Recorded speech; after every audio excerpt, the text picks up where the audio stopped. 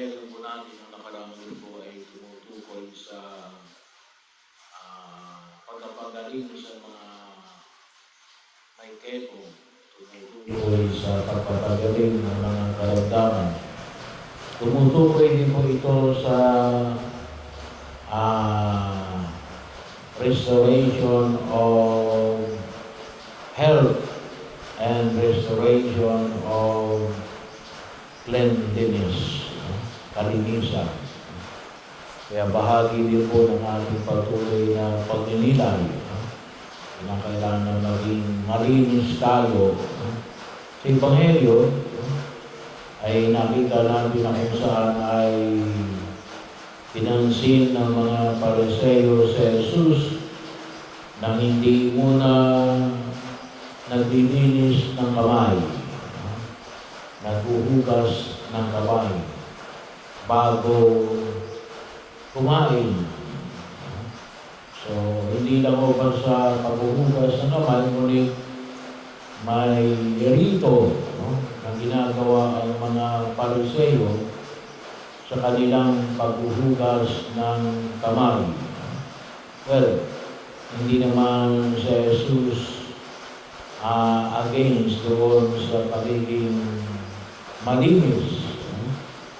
Pero ang panyaya ni Jesus ay kinakailangan na makita natin na rin na yung kalinisan sa loob at sa labas ay nawa ay maging bahagi ng ating pagkilos. Hindi lamang panlabas, hindi lamang rito, bahagi ko, kinakailangan na rin ito ay maging bahagi ng ating kalinanan.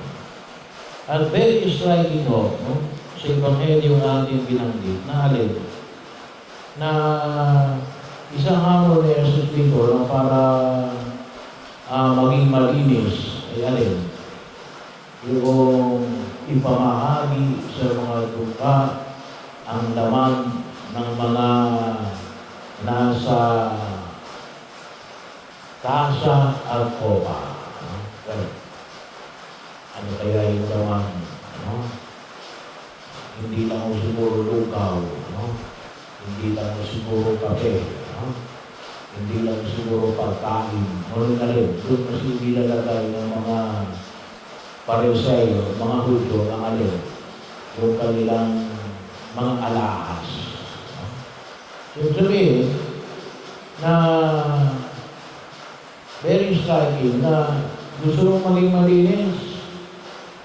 Ang isang naisang kamaning ng pumikapag-alin, yung kawang-gawa. Bahagi yun na kung saan ay makita ko natin. Or kung mas malalim pa, hindi lang o siguro kawang-gawa, pumikapag-alin, yung kaisipan na alin, na kinakailangan na tayo ay occupied para sa iba. Kaya gilipoy-poy binahagi rin po, kung tutusin, kung mas lalawakan pa natin yung ipinamanig ni Jesus sa ikalawang pagbasa na narinig natin ngayon sa araw na ito. Para daw mailayo tayo sa kalaswaan sa iba pang mga kasalanan.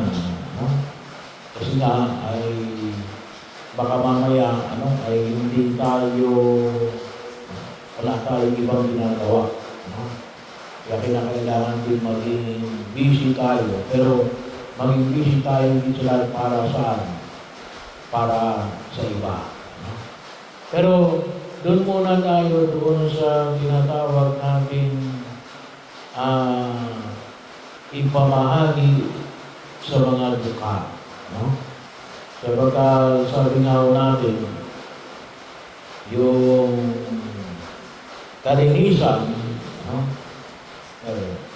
hindi lang sa usapin, na nakalimutan kasi kapag sinabi natin na maging malinis ka, no? Ang nasa isip lang natin ay against the sixth commandment, no? Hindi ho, no? Lahat ng uri ng kasalanan, no?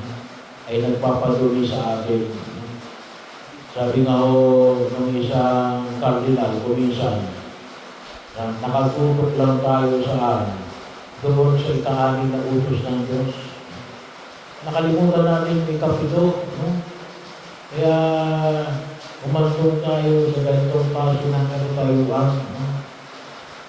Yung din yung inagpaparumi sa atin. Kung tuloy, sa unang pagbasa, ibinahagi rin na rin, kasama na rin dyan yung idolatry, no? Yung pagsamba sa mga Diyos-Diyosan, no? Hindi lang mo yung mga imahin, no? Ngunit tuwalin, ay iba na yung sinasamba mo. Hindi na lang ang palagi mo binibigyan ng pagpapahalaga, no? Maaaring trabaho mo, no? Pwedeng hobby mo, no? O maaaring yung ibang tao, no? Ibig sabihin, kasi mas pinupuna mo kaya sa Diyos, no? O maaari din nga, sabi nga mo natin, yung pagdabag, no? Sa ibang mga utos, no? Pagkakataon, no? Na hindi na natin na tayo ay nalilihis na, no? Kaya ang tawag natin ay sala, no? Kasalanan. Ang root word ay sala, no? Anong ibig sabihin? Miss, no? Hindi tumama, no? Kaya sumala, no? Nawala tayo sa ating track, nawala tayo sa tamang landas na tinatahak natin, no? Bahagi ho, no? Sa anumang uri ng pagkakataon. Sabi nga, minsan makita ko natin, anumang uri ng kasalanan ay nagpaparumi sa atin. No? Sabi nga ko natin, itong mga kasalanan na ito, nagsimula sa mga maliliit na pagsisimula. No? Pagkakataon na kung saan makita ko natin, no? Sabi nga natin, yung post-graduate, no? Yung post-graduate, yung mga estudyante, no? May post-graduate, no? Estudyante pa lamang, sabihin sa magulang na may project, no? Ang project na kailangan ay ganitong halaga. Yung kailangan ng pala 20 pesos, no? So, bahagi din ho, no? So, yun ay iwasan natin, no? Yung lahat ng pagkakataon na pwedeng magdulot sa atin ng pagkarumi, no? At yun ang nais na ipamanik sa atin ng Panginoon Kapal, no? At sabi nga po natin dito, no? Ay yung sinasabing ipamahagi sa mga duka, no? Yung sabihin, anything that is excess, no? Lahat ng kung maaari ay sobra, no? Medyo malalim mo yung filosofiya na ipinamamanik sa atin ng Panginoon Kapal, no? Kasi sabi nga ko natin, kuminsan yung kasalanan ay nagsisimula yan saan? Doon sa mga sobra, no? Excesses, no? Kaya ang isang pamamaraan ay pinamanik ko sa ating Ebanghelyo rin. Ibahagi mo sa mga duka, no? Bagaman kumisa napakalayo, no? Na masabi natin paano yung pagiging malinis ay kaakibat ng pagpapahayag sa mga pagbabahagi sa mga duka, no? Sapagkat sa paningin, sabi na natin, no? Ng pagkilos natin, pagkakataon na kung saan ay makita mo natin yung panyaya na pinahayag na Jesus. Para saan yan? No? Para saan yan? Ay sabi nga natin ay baka mamaya yan ay excess natin, no? Ay baka rin yan ay naging dahilan ng ating karumihan sa pagkilos natin sa daigdig na ito. No? So, bagaman sabi nga natin, sabi nga may mga nagsasabi, to limit your greed. No? Pero hindi tutusin. Dapat din talagang wala na ang greed. No? Wala na yung katakawan. Kasi bahagi o yun. Yun ay nagbibigay ng kasobrahan. Kapag tayo ay matakaw sa iba't ibang bahagi ng ating pagkilos. Kaya, pagkakataon na kung saan yung makita natin, doon sa mga tinatawag natin may mga excess. Or pwede na rin sabihin natin huwag ka lang tumanggap ng sobra.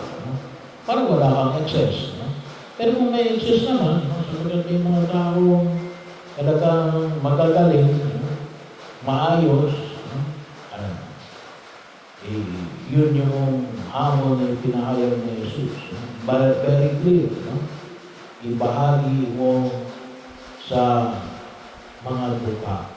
Ibahagi doon sa wala. Para higit natin makita yung kaganapan ng pagkilos na pinamanig sa atin ng poong may kapal. At ito yung ipanalangin natin.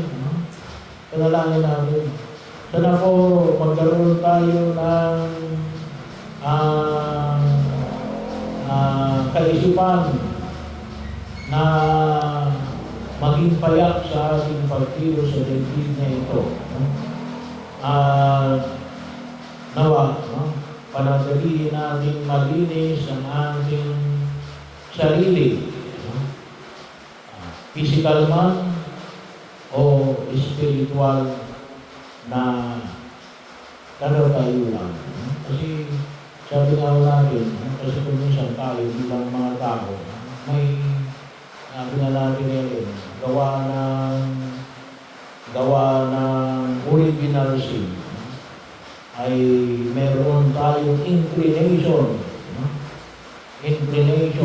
Pagkaman tinanggal na yung ating original sin, mula nang tayo ay binigyan, ay meron pa rin tayong kuminsan ng inclination na magkasala. Kaya yun yung hamon na pinayaw ng Jesus. Do not have excesses para rin mabawasan yung pagkakasala. Bawasan yung pagkakasala. Kung susin mo, ay yan ay parang magkakaugnay. Kaya palingin makita mo natin na bakit yung mga tao ay nagkakasala. Because they would like to have more. Yun kasi, mayroon bang taong nagkasala gawa ng gusto nila ng wala? Hindi, kalimitan ng mga nagkakasala gawa ng gusto ay magkaroon. Kayamanan, kaganyagan, maaring kaibigan, o maaring kahit na kumisan pagmamahal, bahagi rin o yun Pero yun na lamang, yung pamamaraan ng pagkilos niya rin, hindi ka lulubog sa harapan ng buong kapal. Kaya,